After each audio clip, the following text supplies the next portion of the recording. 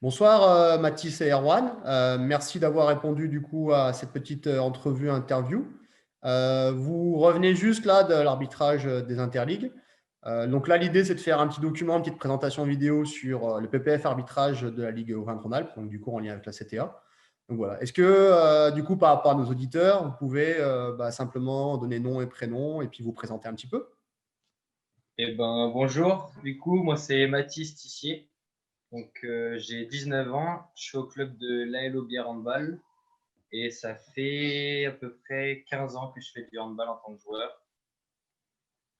Bonsoir, donc moi c'est Erwan Paganotto. Donc moi j'ai 20 ans, je suis salarié au club du camp de handball. Moi ça fait 11 ans que je fais du handball voilà, avec 4 ans que je coach et maintenant ça fait 4 ans avec Mathis aussi qu'on arbitre ensemble. Ok, on voulait avoir un petit peu plus de précision sur du coup, votre parcours du coup, un petit peu plus arbitre. Est-ce que vous pouvez préciser depuis quand vous arbitrez, éventuellement les compétitions qui vous ont marqué ou celles que vous avez retenues? Et puis peut-être nous faire un petit retour presque à chaud de ces interligues. Ouais, comme il a dit, donc ça fait 4 ans maintenant qu'on arbitre ensemble.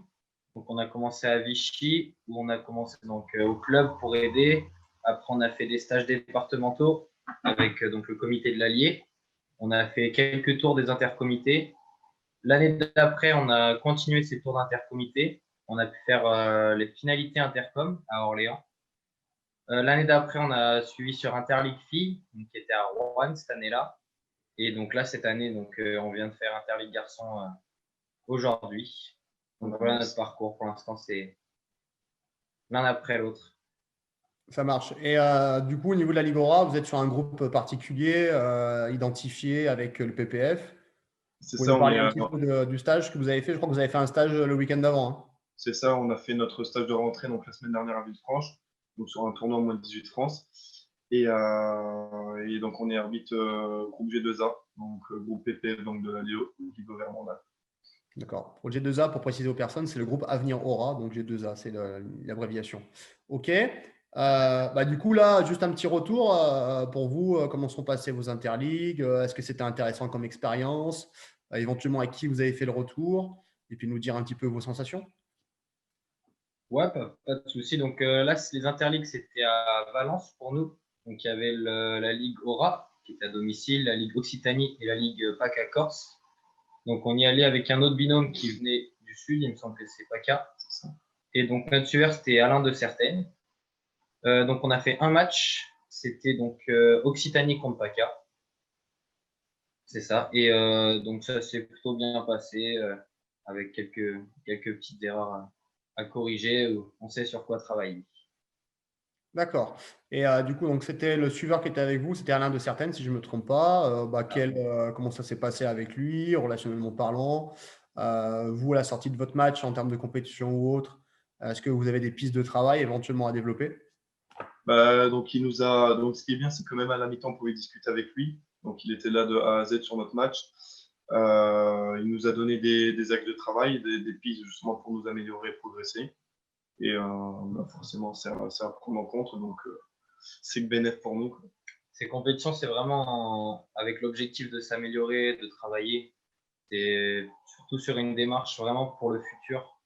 Ils nous regardent, mais ils sont pas là pour nous découper, quoi. Ils nous aident et c'est justement sur ce genre de compétition où on peut encore plus s'améliorer et savoir quoi faire pour être au-dessus. Très bien. Là, vous avez pas mal parlé on a pas mal parlé de votre passé ou autre. On peut même aller plus loin. On s'intéresse peut-être plus à votre personnalité. Est-ce que vous avez des choses en particulier, des hobbies, des petites habitudes que vous avez chacun pour vous connaître un petit peu plus personnellement? Ça nous intéresserait.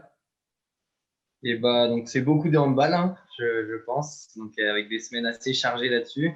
Après, en hobby, des fois, on va souvent au cinéma, on aime bien se faire des petites sorties ou aller chez l'un, chez l'autre, se poser tranquillement devant la télé, devant un bon petit repas et des petites soirées tranquilles. Après, ouais, c'est beaucoup de handball qui nous prend la semaine. Bon, ça n'a rien à rajouter. D'accord, ça marche. Est-ce qu'on pourrait parler un petit peu des petites anecdotes pour l'instant de votre expérience à tous les deux? Alors, on va démarrer par le plus difficile. Après, je pense qu'on pourra enchaîner sur le reste. Est-ce que vous avez une expérience compliquée ou difficile que vous avez pu gérer globalement tous les deux et qui vous a peut-être même rapproché ou à l'inverse, qui vous a mis un peu en difficulté? Alors, dans mes souvenirs, donc je dirais donc le match compliqué, c'est nos premiers matchs en moins de 18 France à Vaux-en-Velin. On avait été désigné sur un tournoi, c'est ça? C'est ça. Et c'était clairement catastrophique. On s'était marché dessus, que ce soit par les coachs ou les joueurs. Et c'était très compliqué, quoi. C'était notre premier match de moins de 18 championnat de France garçons. Donc, on avait découvert ça sur un tournoi amical à Vaux-en-Velin et c'est ça, c'était très compliqué, c'est le mot. Ça marche.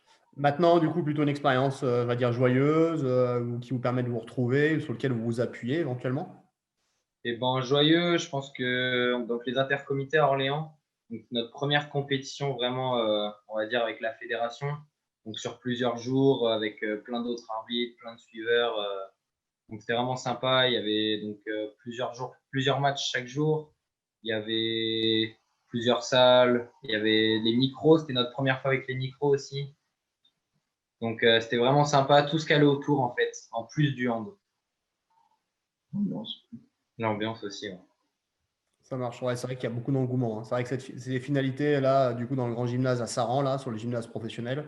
Et Ça. puis les 4 gymnases avec beaucoup d'engouement, beaucoup de supporters, beaucoup de parents, des équipes très jeunes et d'un certain niveau. Puis surtout, vous êtes avec d'autres arbitres aussi, hein, et puis d'autres suiveurs d'autres régions aussi. Ça, je pense que c'est quelque chose qui est très enrichissant. Bonne expérience. Ouais. Avec, Ça, le fait de pouvoir partager avec plein de gens. c'est peut-être aussi, voilà, il y a ça, et puis il y a le fait aussi de se déplacer dans un endroit qu'on ne connaît pas. On n'est plus à côté de chez soi. Donc, on sort un petit peu de ses repères et de ses bases. On dort sur place, on reste pendant 2-3 jours, on se déplace aussi. Donc, c'est vrai que ça c'est quelque chose qui donne un engouement particulier, une saveur particulière à cette compétition, qui est finalement une première compétition nationale jeune de haut niveau, hein, si on peut l'exprimer ainsi. Vous avez gardé les contacts, du coup, avec les arbitres ou les personnes référentes, du coup, de ce tournoi? Et bah justement, le binôme qui était avec nous là cet après-midi, et on était avec eux aux intercomités, donc on a pu se retrouver. On se connaissait déjà, et donc avec d'autres arbitres, pareil, on a encore des échanges, Comme des Alain, messages. aujourd'hui, hein, il était aussi aux intercoms, on avait vu aux inter les filles.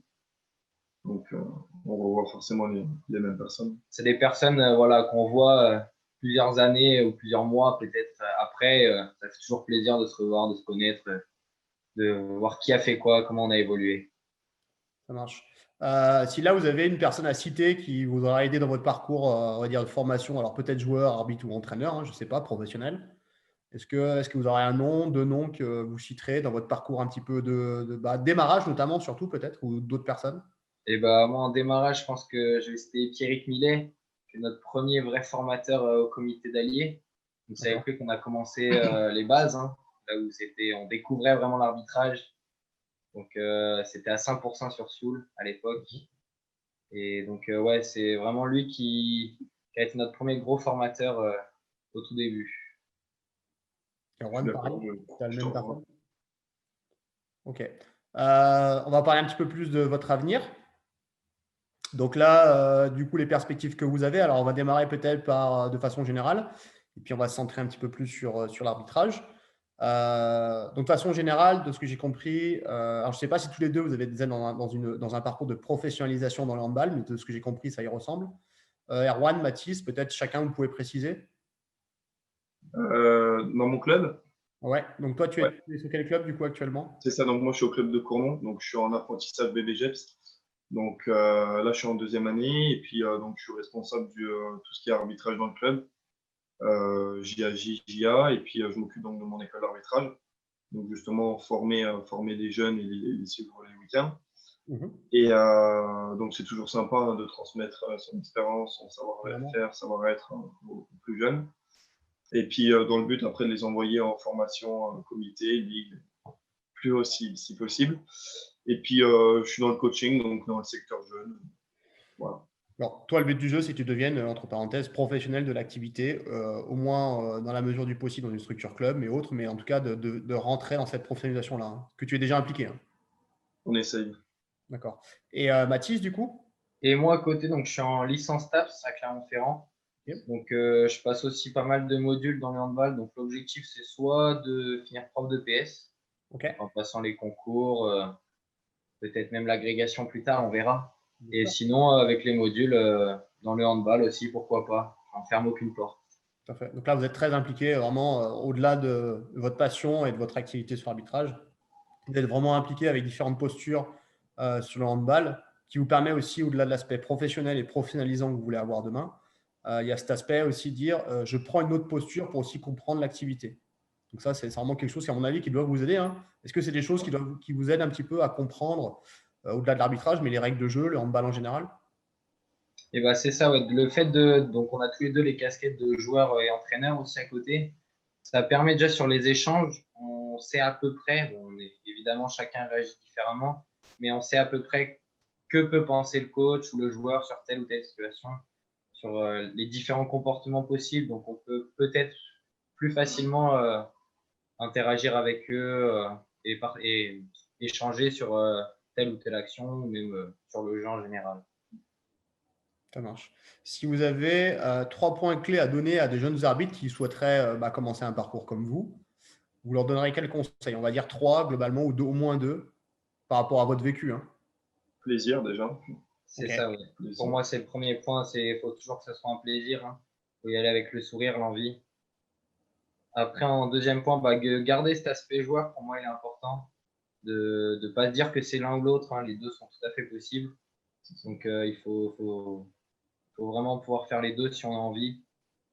Et après, en troisième point, c'est de ne pas hésiter à poser des questions, à demander au coach, aux joueurs même, au plus de monde possible. Parce que pour moi, c'est vraiment dans les échanges qu'on s'améliore et de savoir qui pense comment. C'est toujours dans l'échange et le partage hein, sur telle ou telle chose. Être curieux, éventuellement Ah, discuter c'est avec ça. les gens et débattre, ça c'est quelque chose qui vous paraît clé. Exactement. Ouais, c'est un peu une forme d'ouverture aussi hein, Ouais. que vous proposez. Ok, très bien. Là, on est à l'instant T. Si vous imaginez dans 5 à 6 ans, notamment dans le domaine arbitrage, vous imaginez où, éventuellement sur quel niveau, ce que vous souhaiteriez, les ambitions que vous avez, par exemple. Là, vous êtes dans le groupe G2A, donc le groupe G2A, pour l'expliquer autrement, c'est le groupe qui amène, au moins pour la saison prochaine, propose des arbitres pour niveau fédéral, donc au moins sur le niveau T1N. Hein, en gros, c'est l'ancien groupe G4, donc qui vous permet de siffler de la N3 masculine, N2 féminine, voire un peu plus des fois de la N1 féminine. Donc ça, j'ai envie de dire, si ça se déroule bien, et a priori vous êtes bien engagé là-dessus, ça devrait être bon pour l'année prochaine. Dans 4-5 ans, vous voyez où vous? Et bah donc déjà voilà, passer le terrain, ce qu'on essaye de faire étape par étape. Après, bah, continuer à gravir les échelons petit à petit, sans se précipiter.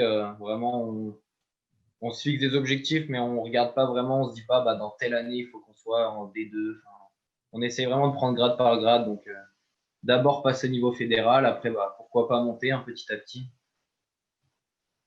Ça marche. C'est intéressant votre approche parce qu'en fait, comme vous le disiez, en fait, on prend ce qu'il y a à prendre et puis à un moment donné, on verra ce qu'il en est. Et je pense que vous avez dit un mot qui est très important et qu'on peut transmettre à tout le monde, en tout cas à ceux qui veulent rentrer dans le parcours où vous êtes, mais aussi ceux qui arbitrent simplement les week-ends, simplement l'aspect plaisir. En fait, vous êtes beaucoup alimenté par ça. Ça, c'est vraiment quelque chose qui est important. Et puis moi, je repère aussi autre chose, hein, c'est que vous êtes malgré tout, vous êtes beaucoup engagé sur tellement de choses. C'est un point clé où vous ne limitez pas à votre discipline, vous vous intéressez, vous avez de la curiosité. Quand à un moment donné, vous disiez que on partage avec les gens, on va discuter avec eux, je pense que vous êtes en train, en fait, finalement, de nous donner un petit peu ce qu'on attend d'un arbitre de plus haut niveau, c'est-à-dire avoir une culture, en fait, mais également, au-delà de la culture, aller plus loin de ce que proposent les accompagnateurs ou les formateurs, soi-même devenir formateur, parce que j'ai le souvenir, Erwan, donc tu finis ton process d'animateur d'école d'arbitrage, et Mathis s'est engagé sur du coup la fin du process accompagnateur territorial. Donc ça veut dire que vous êtes déjà dans une posture, vous avez déjà mis un pied dans une posture de formateur ou d'initiateur un petit peu de la pratique.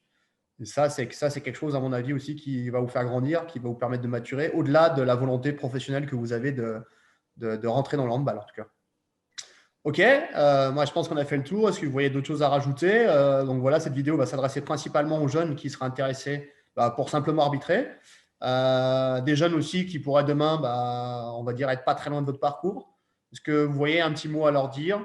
Voilà, un truc qui paraîtrait peut-être intéressant, une anecdote, ce que vous avez envie de dire en fait. Et bah moi je finirais sur qu'il ne faut pas hésiter. Hein. Ça reste une passion avant tout. souvent on traîne dans les gymnases, pas hésiter à prendre le sifflet. Après, ça peut nous plaire ou ne pas plaire, mais il faut vraiment pas hésiter. Et comme je l'ai dit, se renseigner, demander. Mais faut vraiment pas s'empêcher de faire ça. Si on se dit, j'ai pas le niveau, je sais pas faire, il faut toujours apprendre. Donc, n'hésitez pas. Surtout qu'en tant qu'arbitre, ça fait progresser justement en tant que joueur. Enfin, quand on arbitre justement avec du recul, après, on se rend compte que ça nous fait progresser en tant que joueur. Donc, c'est toujours ça le prix, quoi. Vous êtes prêt dans une approche de développement personnel, en fait, vis-à-vis de ça, en fait. Vis-à-vis de cette prise de responsabilité, en fait. C'est ça. Ça marche. Écoutez, on va rester là-dessus. Merci d'avoir pris le temps, déjà. Avec plaisir. Merci à toi. On voit quand même que le voyage et puis les interligues, ça vous a quand même bien fatigué, c'est normal. On est dimanche, soir. Déjà, merci d'avoir répondu un peu, j'ai envie de dire, au pied levé, puisque vous avez eu l'information vendredi que les personnes qui étaient identifiées au départ n'étaient pas là et que vous, on vous a sollicité. Donc, déjà, merci d'avoir répondu présent. Et puis en espérant que cette expérience de plus soit un tremplin pour vous et que vous puissiez bien continuer votre parcours et que au-delà de représenter vos clubs et vous personnellement, que vous représentez aussi l'arbitrage de la CTORA, en tout cas sur le PPF jeune. Et puis je pense qu'aujourd'hui, en termes d'image et en termes d'entretien par rapport à ce là vous le représentez bien et merci pour ça en tout cas. Merci à toi pour ce petit échange. Ça marche. Écoutez, à très bientôt. Je vous souhaite une bonne soirée. À bientôt. Ciao, à très toi vite. aussi. Salut.